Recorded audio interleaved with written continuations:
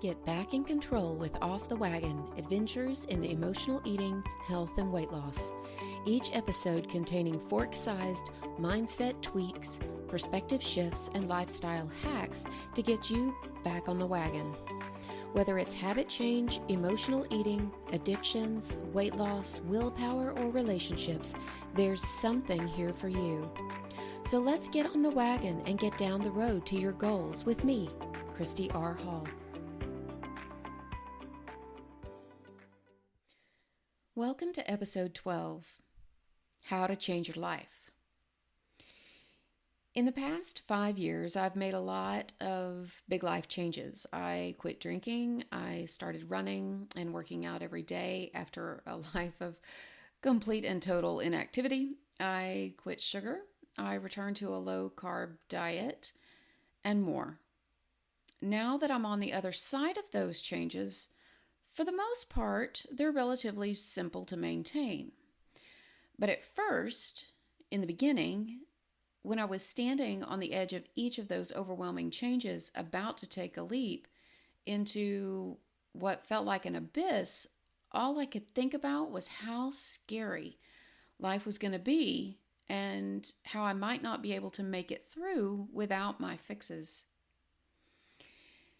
And even though I made those changes little by little, they seemed so monumental.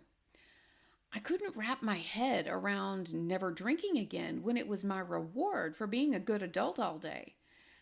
I couldn't imagine not having sugar anymore when there were days when that was all I ate. And the thought of being able to eventually run a half marathon when I could barely run to catch my dog was hilarious. And that's how it is. Most of the time when we think about making changes, it's because the pain of being where we are has gotten too painful and too powerful for us. So we create these elaborate, grandiose plans designed to get us to wherever we want to go in the shortest amount of time possible. We orchestrate a painful, sometimes super painful plan because we're willing to endure that pain in order to get away from the pain that we're in. Unfortunately, we underestimate the pain of the plan that we've created, and before long, we're back to the old ways of doing things and hating ourselves for it. But I want to be clear in that the problem was never the plan itself. It was trying to do too much, too quickly. Our strategies for accomplishing the plan was the problem. See, when you add a stack of stuff to your already too long to-do list, it's bound to go awry. So if you're struggling to make a change in your life, I want to share these truth bombs with you. 1. Changing your life is really about changing your habits, those things that you do every day.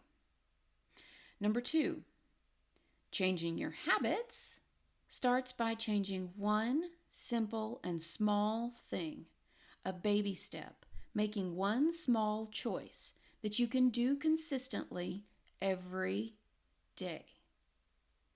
3, you can change and you can create change right now, right this moment, by changing one small thing in the next 24 hours. In my experience, if my life is to be used as any sort of guide, the biggest obstacle that we have to change is this idea that we need to have a plan before we begin.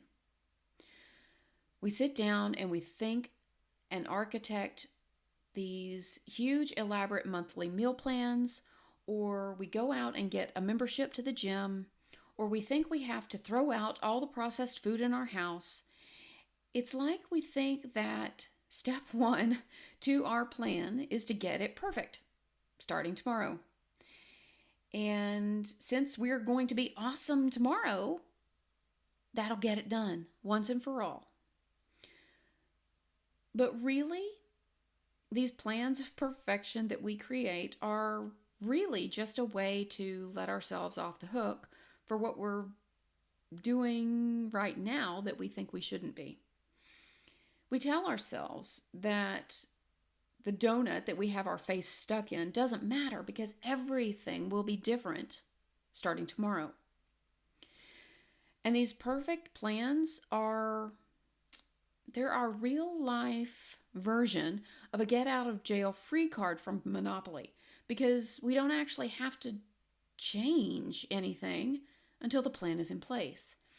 And since we don't have enough money or don't have enough time or energy or willpower or motivation or whatever right now to do it perfectly, we keep putting it off until next Monday.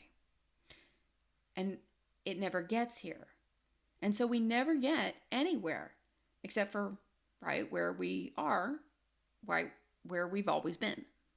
Lucky for you, luckily for all of us, really, there is a different approach, and I think a better approach, and that's to just start. Seriously, whatever big, overwhelming change it is that you want to make, break it down into bite-sized chunks so that you can find a way to start in the next 24 hours.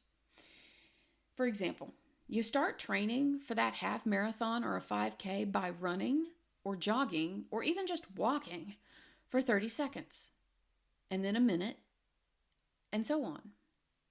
You start eating healthier by working with what you have right now, not making a plan to go to the store next week. You start looking at your next meal and ask yourself, how can I make this better?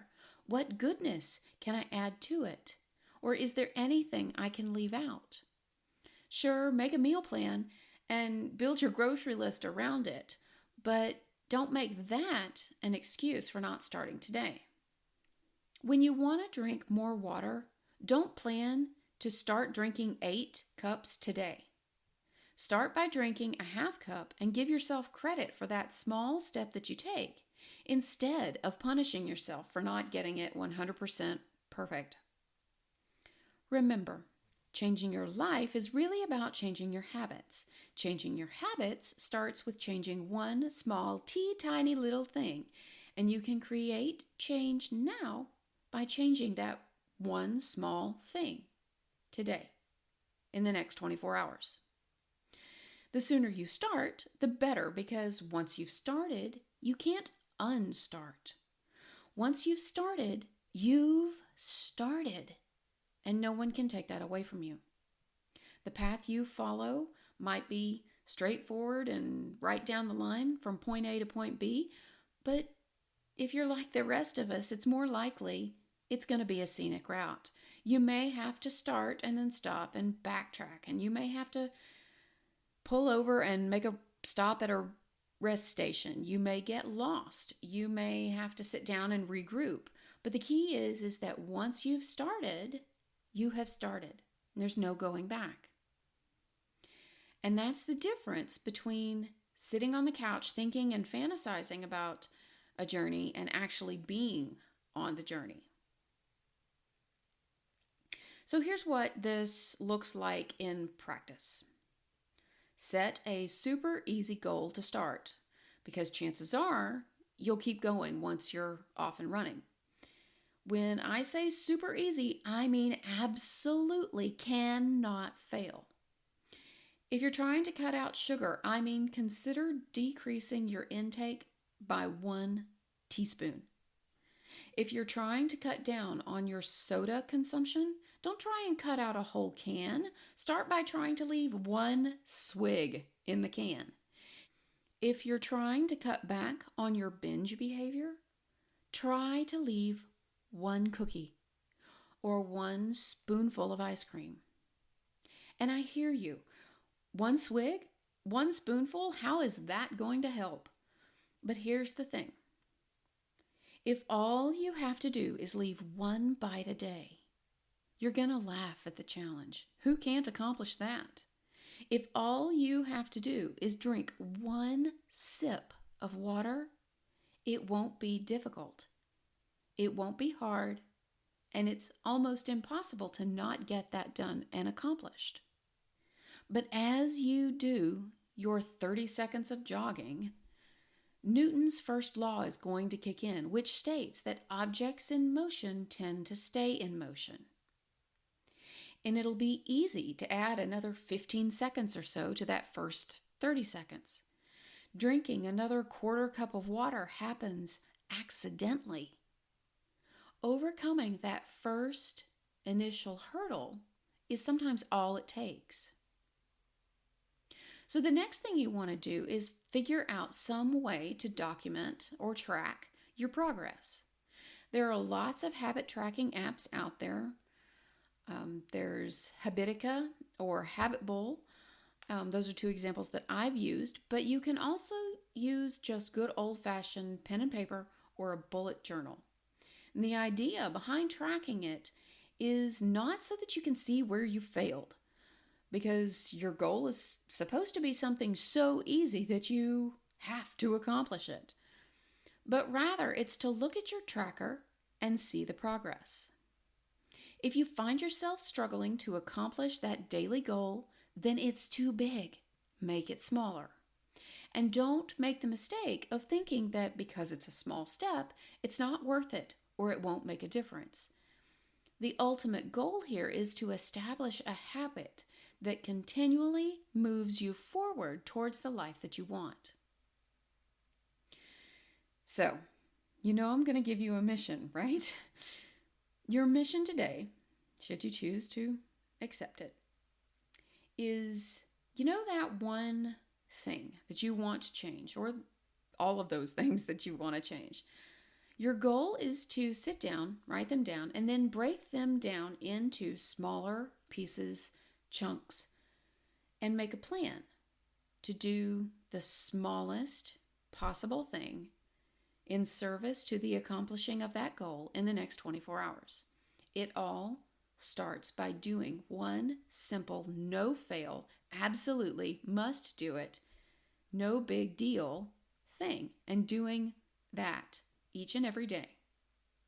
So again, your mission, your goal, what I want you to do, how to get started on changing your life today is to write down your goal, your huge goal, the big thing that you want to accomplish.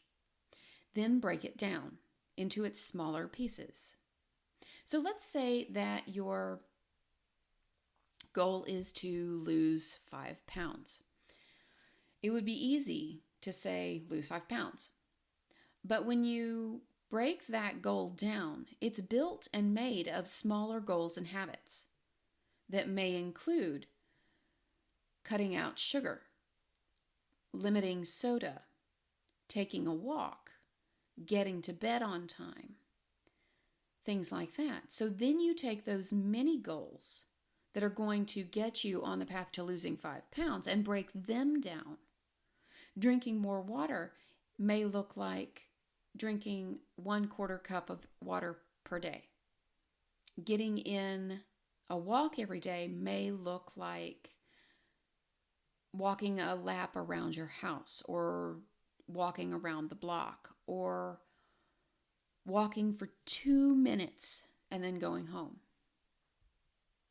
The idea here is to make it small, make it easy, make it accomplishable. And write all of those things down or put them in a habit tracker, and then start doing them. Tracking it, making sure that you do it each and every day. If you're interested in finding out more about habit change and habit building, I'm going to include some interesting and helpful books in the episode notes, so be sure to check those out. I hope this has been helpful for you today. I hope that in changing the way that you create your plans and how you attempt to accomplish your goals is beneficial for you and helps to boost your ego and your self-confidence. I know those will go a long way in helping you accomplish your goals, but will also make these overwhelming habits and monumental tasks smaller and feel more doable, which will, if you're lucky, and if you're anything like me, will provide you with hope that tomorrow can actually be different than today. Thanks so much for tuning in. I really appreciate your time. If you have any questions, concerns, or comments, or just want to share your habits with me, feel free to reach out to me on Facebook or at my website, www.christyrhall.com. Thanks again, and I'll talk to you guys soon.